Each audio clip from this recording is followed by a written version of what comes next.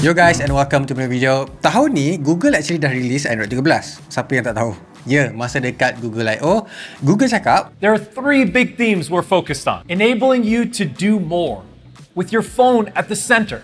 Second, extending beyond the phone to all the forms of computing people love, like watches, tablets. And third, making all your devices work better together. So nampak gayanya Google nak fokuskan terhadap tiga benda tu.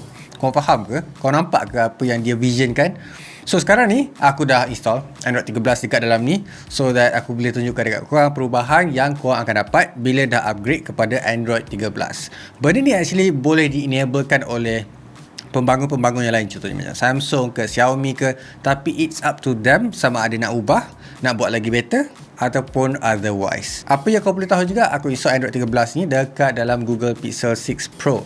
Aku boleh install dekat Pixel 6a, aku boleh install dekat Pixel 4 XL, dan lepas tu ada a few lagi Pixel yang aku tak sempat nak check out lah. Tapi apa yang aku boleh kata, setiap software ataupun update yang aku terima akan berbeza. Okay, ada yang beta, ada yang dah fully untuk Android, untuk lepaskan dekat Google Pixel. So sekarang ni aku dapat yang full version, which is yang korang boleh dapat lah basically. Kita akan tengok dulu feature-feature yang aku cakap tu. Jom. Benda yang aku rasa macam korang mungkin tak perlukan ataupun mungkin tak tahu yang korang perlu adalah vibration tuning. So basically korang ada haptic feedback macam yang ada dekat Google Pixel 6 Pro ni. So korang boleh tune balik macam mana korang perlukan dia punya vibration tu, sama ada kuat ataupun lemah. Sebab aku tahu ramai orang akan rasa terkejut bila ada vibration dekat peha dia orang. So dekat sini akan buatkan orang tak selesa lah kan, and penat kadang-kadang. So that's why Google buat this kind of tuning untuk korang punya notification. Bukan just call je, tapi korang punya message ke WhatsApp ke akan boleh tuning juga. So benda ni akan bawa dekat semua Android 13. Harapan dekat developer untuk enablekan this thing untuk dia punya software ataupun skill lah pendek kata. Vibration tuning ni sebenarnya dah ada dekat a few Androids, termasuk iPhone kalau korang perasan. Sebab kalau korang perasan dulu dekat dia punya 3D touch, lepas tu dekat dia punya home button tu, kalau korang tekan untuk enablekan ataupun nak mimic that press ataupun button press tu, ada dekat haptic feedback. So dekat vibration tu actually dah ada tuning dah, tapi dia tak buat untuk notification. Kali ni dah ada dekat notification. Next one, Google dah tambah basic color dekat dia punya theme. So sebelum ni tak silap aku ada 7 ataupun 8 je color untuk ubah korang punya ataupun samakan korang punya wallpaper dengan korang punya themes ataupun basically tema apa yang korang setkan lah untuk korang punya Android phone. So sekarang ni korang boleh tekan ataupun korang boleh pilih sampai 16 color. Untuk kebanyakan orang mungkin tak perasan, tapi untuk orang yang pentingkan color and sukakan tema berdasarkan wallpaper dia orang, akan rasa benda ni sangat-sangat menyenangkan. Sebab korang bayangkan nak samakan dengan color wallpaper korang tu tiba-tiba tak ada. So bila combine dia jadi macam pelik. So korang tak boleh nak pilih sangat. So bila ada benda macam ni, akan matchkan dengan wallpaper, lagi senang and straight to the point je. Benda yang aku nak cakap ni pula adalah berkaitan dengan quick setting.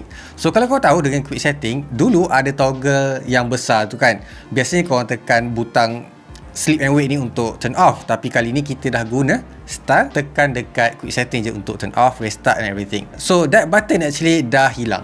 So dekat mana butang tu ada? Actually dia kecilkan benda tu and letak dekat bahagian bawah sekali. Bila korang tarik sebanyak 2 kali korang punya notification ataupun quick setting. So dekat sini agak menyenangkan lah bagi aku, sebab dia macam kecil je, tak obnoxious sangat, and dia tak adalah macam menyorok sangat. Tapi masa mula-mula sekali aku guna, akan rasa benda tu agak menyorok lah. Benda yang aku suka juga yang Google ubah dekat Android 13 adalah dia punya quick setting punya media control. So sebelum ni macam kecil je, claustrophobic je kan, tak jelas and everything, tak ada replay button, tak ada shuffle kan. Tapi kali ni nampak gayanya Google dah besarkan media control tu. Lepas tu kalau kau nampak dekat line ataupun progress bar tu, actually ada squiggle effect bila lagu tu dah pass. So benda ni actually nampak macam dia ikut alunan muzik. So benda tu tak adalah macam direct macam graph kan, tapi dia adalah alunan muzik menunjukkan video tu ataupun lagu tu sedang dimainkan. And nampaklah dia punya UI agak unik. So membezakan antara Android 12 dan juga Android 13 yang korang boleh nampak. Lepas tu ada benda yang berkaitan dengan kau punya bateri and security juga sikit-sikit, sebab dia akan ada active track untuk kau punya app. ataupun korang punya bateri. So dekat sini dia akan detect app mana yang selalu ganggu korang ataupun ada dekat bahagian belakang ataupun background. So benda ni korang actually boleh kesan ataupun Google sendiri akan bagi tahu dekat korang ada satu app yang sentiasa guna korang punya power dan sentiasa guna korang punya CPU.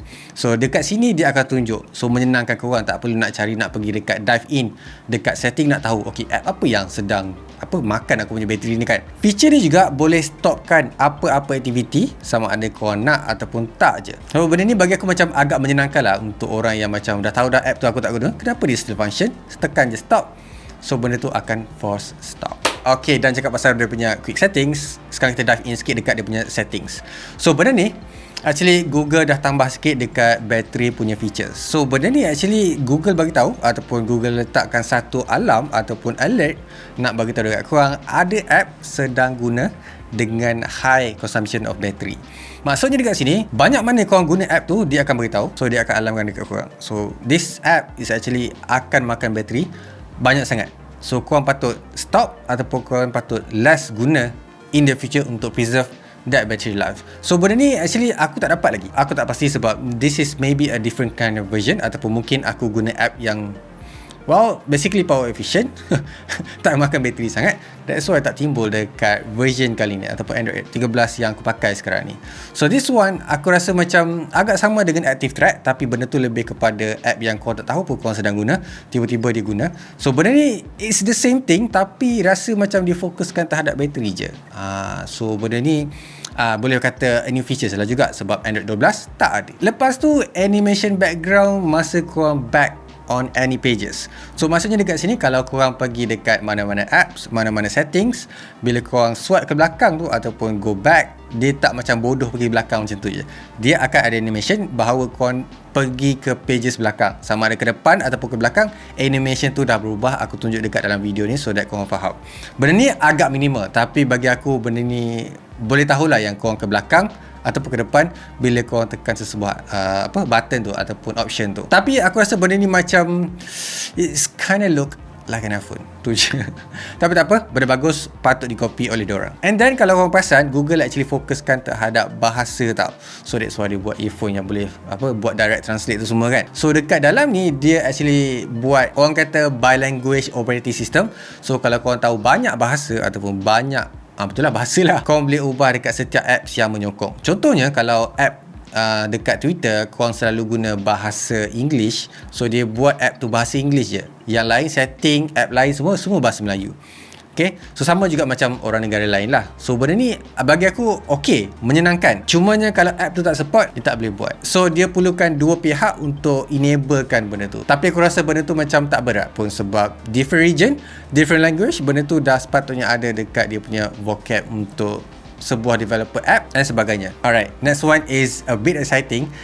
That is taskbar. Okay, korang tahu tak apa itu taskbar? Kalau korang pakai Mac, kalau korang pakai basically Windows pun dah ada taskbar sekarang. Basically dulu Windows dah ada taskbar sebenarnya. Okay, sorry.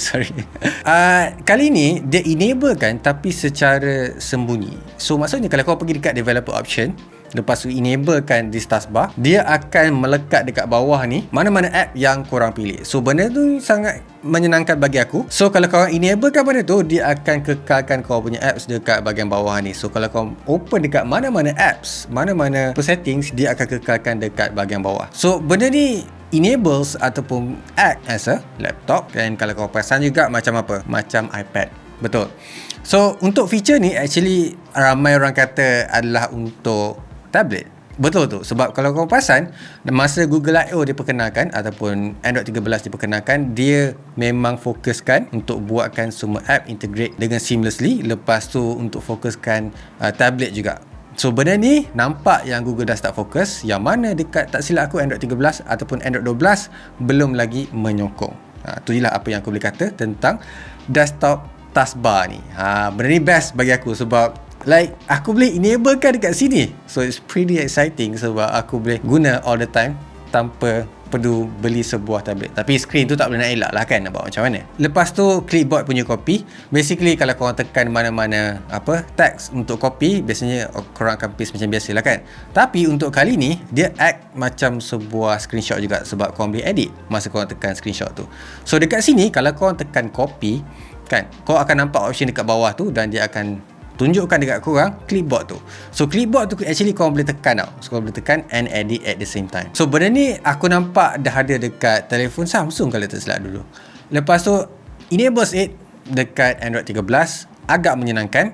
Tapi kenapa dia tak buat je macam biasa? Contoh cuba tak ada clipboard tu, still kalau korang paste dia akan boleh dieditkan. Tapi entahlah, is this a new feature or a new option yang kita tak perlukan?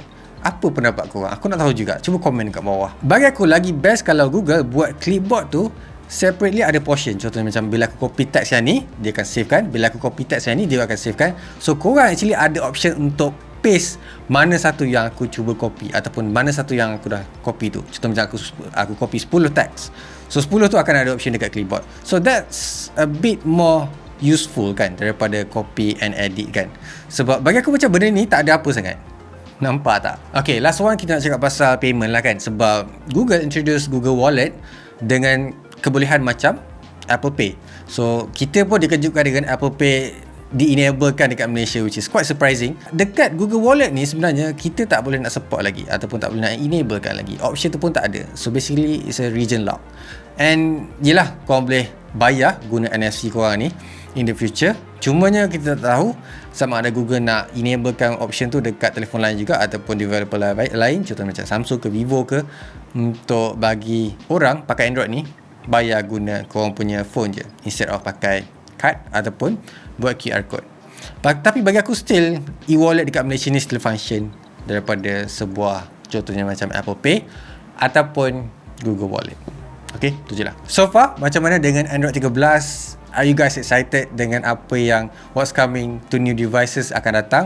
Bukan tahun ni, kebarang kalian tahun depan, sebab macam biasalah introduce Android 13 1 year ataupun hampir setahun kemudian barulah orang lain ataupun developer lain dapat letak Android 13 dekat dalam dia punya smartphones.